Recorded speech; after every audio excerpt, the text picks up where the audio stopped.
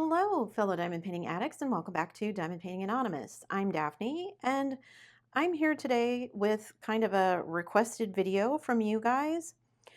If you follow the channel, you know that we are getting ready to move my family to Canada. That means I have to pack up all of my diamond painting stuff. And how am I going to do that exactly? So I thought I would share with you guys today what I'm working with currently, how I'm planning to proceed. I hope this is helpful. For me personally, I keep my stash of diamond painting kits, my unfinished diamond painting kits, in their original boxes. I don't generally open them until I am ready to work on them. So I will just have boxes sitting around still in their shrink wrap waiting for me to open them. I do have some that I've actually unboxed that you've seen on the channel if I've done sneak peeks or something like that and I just haven't gotten around to working on them. Then the box may not have the shrink wrap, but I've repackaged everything and kind of put it back in its original box the way it was when I got it. So for my stash, I'm going to put them into moving totes, and I'll put some video on the screen of the moving totes. I got a couple of large totes that have wheels and a handle for the largest boxes. Some of my Oraloa kits and some of the DAC boxes are quite long, and all of the totes are smaller at the bottom than they are at the top. So figuring out how to Jenga everything in can be interesting. So we got the two big gray boxes because I knew the regular size totes were not going to fit some of the longer kits that I had. So I have two of those with the wheels on them, and then I have some smaller, just the same regular black and yellow totes that we bought for everything else that some of the smaller boxes were going to be in. It did take me some packing and repacking several ways to make sure everything fit. Like I said, they're smaller on the bottom than the top. So you kind of have to put the smaller, shorter totes kits on the bottom. And then as the stack gets closer to the top, I could fit like some really long Oraloa boxes or some really long Diamond Art Club boxes or a really long Craftably tube. The wheeled totes, I got anywhere between 22 kits in each box, in each tote, depending on the size of the boxes. And then for the black and yellow totes, I can get usually around 18, maybe a few more, depending on the size of the boxes and the kits. Mine have been packed and repacked several times because I've had to go back through the boxes to find kits to work on.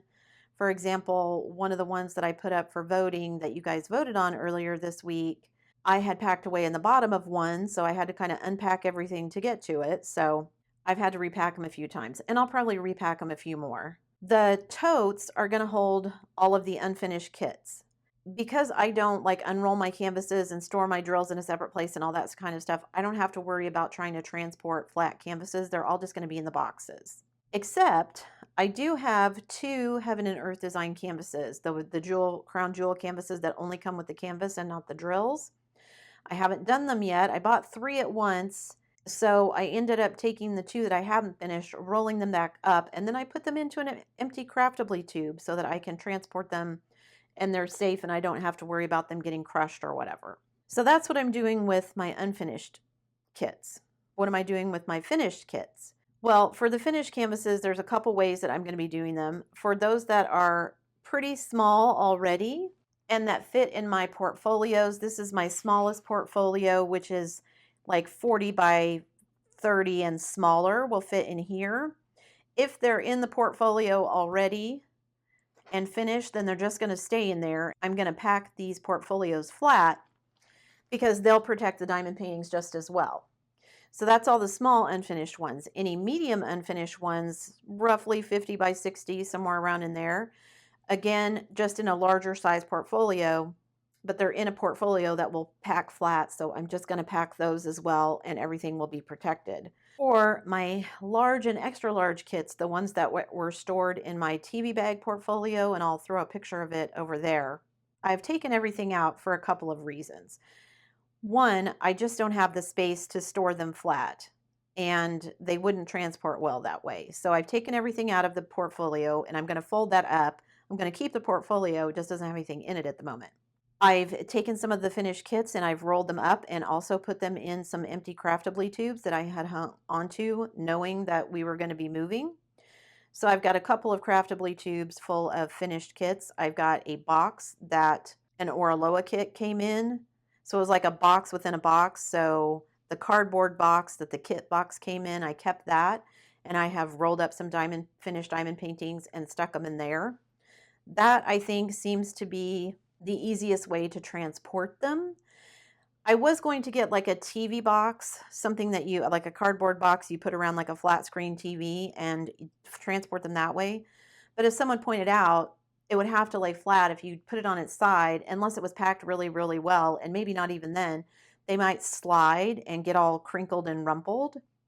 So rather than doing that, I've just rolled everything up that I want to keep. Some of them I've given them away to people, or I've donated them places because I just don't have the room. Much as I would like to hang on to all of them, they're just collecting dust in a portfolio. They're not really collecting dust, but they're just sitting there doing nothing. I don't intend to frame them, so there was really no need for me to hang on to all of them. I do also have a handful of kits that I had already framed. Some of them, like my Marvin kit and my Moonbeam kit, I kept the cardboard boxes that the frames came in. So I framed the paintings and then I just stuck the frame back in the box the frame came in. That way I can be sure that they're not going to move around during transport or whatever. I do also have some unframed ones like the Muka that you saw there. I do have a couple of other unframed or framed ones that I don't know if I'm going to take with us. So those will probably end up either get given to someone or donated someplace because I just don't have the room. Not only are we going to be constrained by the size of trailer that we have, we also have to pay attention to weight.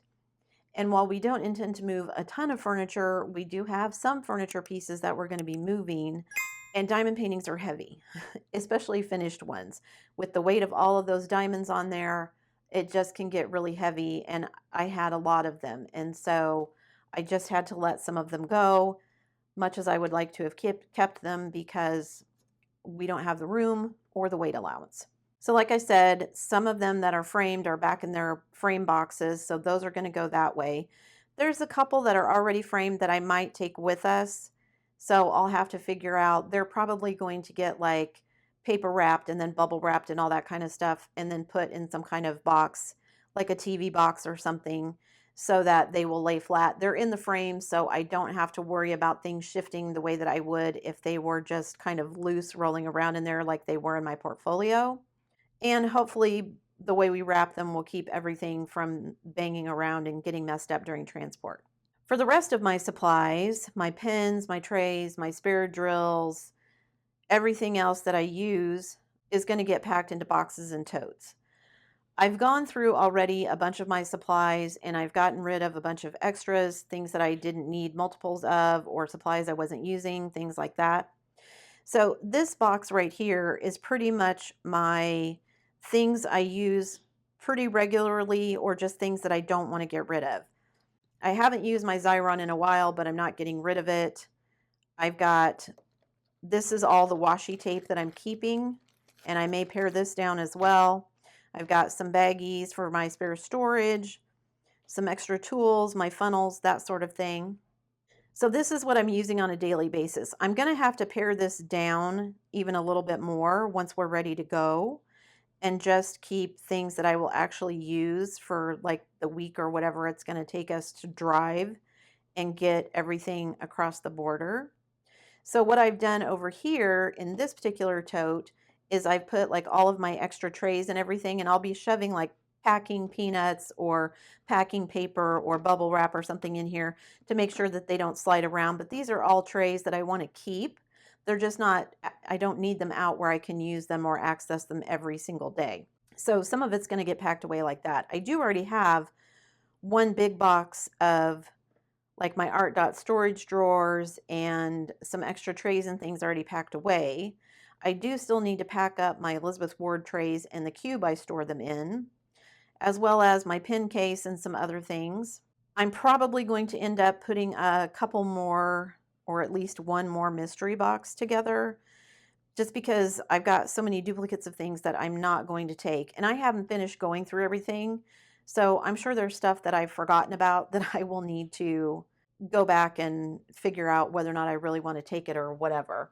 I do want to leave some supplies out and easily accessible while we're traveling. I bought a couple of small travel mini kits from Make Market at Michael's that I can do in the car. So I will need a tray, a pen, whatever, however I decide to store the drills for that. And I'll have like a little lap desk so that I can work in the car while we're driving. And then I'm also considering whether I want to pack a smaller kit, like a 40 by 50 kit, into my luggage because we'll be staying in hotels. It's a multi-day drive. So that way I would have something larger than the mini kits to work on in the hotel so that I can be doing videos and things as we drive. You probably won't see them until after we've arrived in Canada, but I do still need to make content. So it feels weird to not be planning a return trip and kind of having to empty out our entire house. Like I said, I don't know how much of this is actually going to go with me. I've still got things, like I said, that I need to go through that I've probably squirreled away somewhere while we were making the house uncluttered for showings and things that I need to get back out now and figure out where is this going to go? Am I taking this? And again, we have to be cognizant the whole time of how much weight the trailer can hold. And I think, unfortunately, we're probably not going to be able to take as many things as we would like. I may have some more paring down to do. I think that's everything that I wanted to tell you guys about how I'm packing stuff up. I'm not a packing expert by any means. I do try to be organized so that I know where everything is, and I've got to have a like manifest of everything anyway for us to cross the border with everything. So I do have to be probably a little bit more organized than maybe some people. If you're just transporting everything yourself, then you're not worried about did a box disappear, that kind of thing. We're going to be transporting everything ourselves. So I just need the manifest for the Border Patrol, but that is going to help me when we go through and kind of unpack everything. Okay, which ones do we need? Which ones can go to a storage unit until we find permanent housing? So let me know what you think. If you guys have any better ideas on how I could transport and store any of this, I'm all ears. Leave me a comment down below if you've seen a really cool solution to some of this, or if you think there's a better way of doing things. I'm, like I said, open to suggestions. I'm not trying to say the way I'm doing it makes any more sense than whatever somebody else might be doing.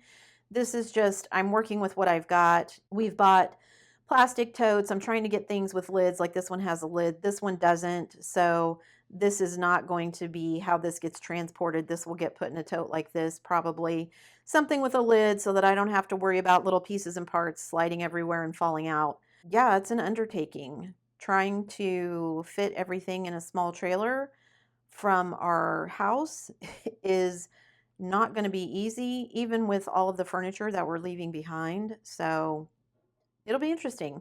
Okay, guys, I hope that answered a bunch of questions. Like I said, if you have better suggestions or if you have questions about something maybe I didn't cover that you're interested in, leave me a comment down below. Thanks so much for sticking around till the end of the video. Before you leave, don't forget to do all the things. If you like this video, give it a thumbs up. Hit that subscribe button if you haven't already, and hit that bell notification icon so that you can be informed of future uploads. And as always, guys, thanks so much for watching.